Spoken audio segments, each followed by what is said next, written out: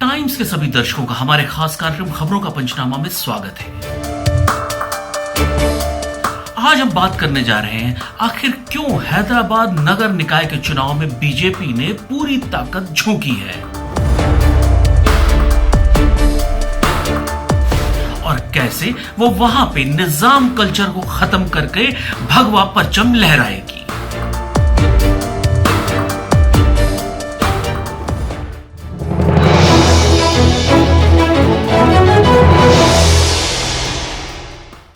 देश के किसी न किसी हिस्से में लोकतंत्र का त्योहार होता रहता है। लोकसभा और विधानसभा चुनावों की चर्चा काफी होती है, मगर और चुनाव की कोई खास चर्चा नहीं होती है।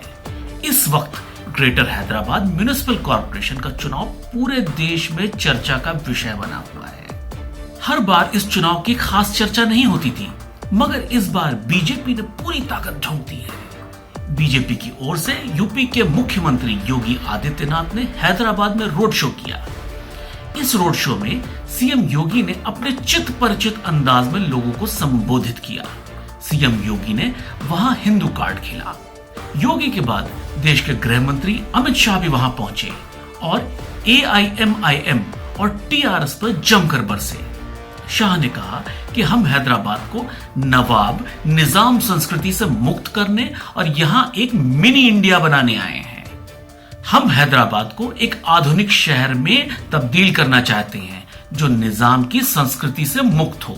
यहां पे गौर करने वाली बात यह है, आखिरकार निजाम संस्कृति का जिक्र शाह को क्यों करना पड़ा। इसके लिए हम आपको 1947 के इतिहास के सफ़ों को पलट के बताना चाहते हैं। आज का तेलंगाना क्षेत्र भारत की आजादी के वक्त हैदराबाद रियासत का हिस्सा था।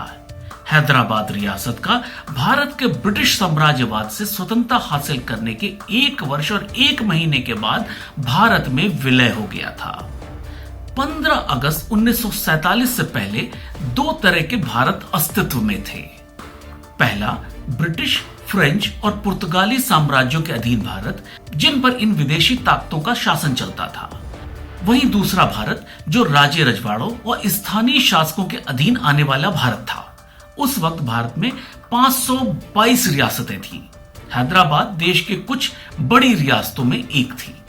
हैदराबाद रियासत के 1948 में भारत में विलय होने से पहले यहां करीब 2 सदियों से आसिफ जाही वंश का राज था। हैदराबाद रियासत में 3 भाषा के क्षेत्र थे। तेलंगाना के 8 तेलुगु भाषी जिले, महाराष्ट्र के 5 मराठी भाषी जिले और 3 कन्नड़ भाषा बोलने वाले जिले। इस रियासत की कुल आबादी में 84% हिस्सा हिंदुओं का था, जबकि 11% मुसलमान और बाकी के जैन धर्म के अनुयायी थे।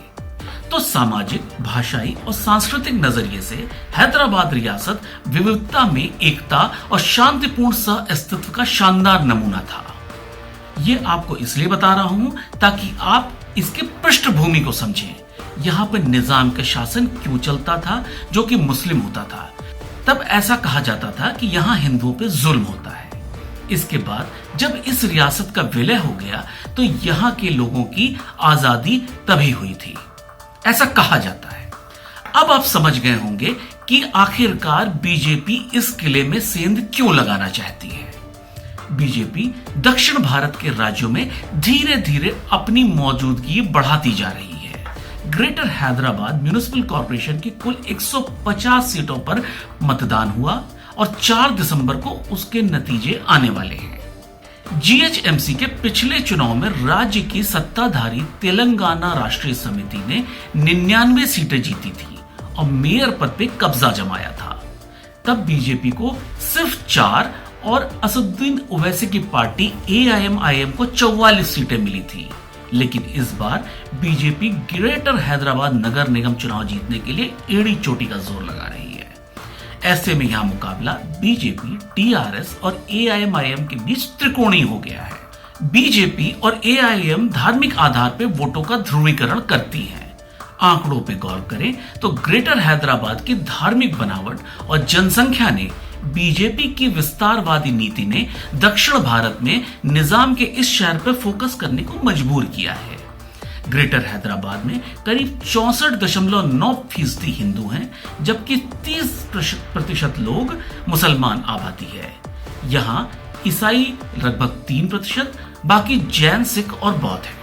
पुराने हैदराबाद शहर में मुस्लिम मतदाता बड़ी संख्या में है।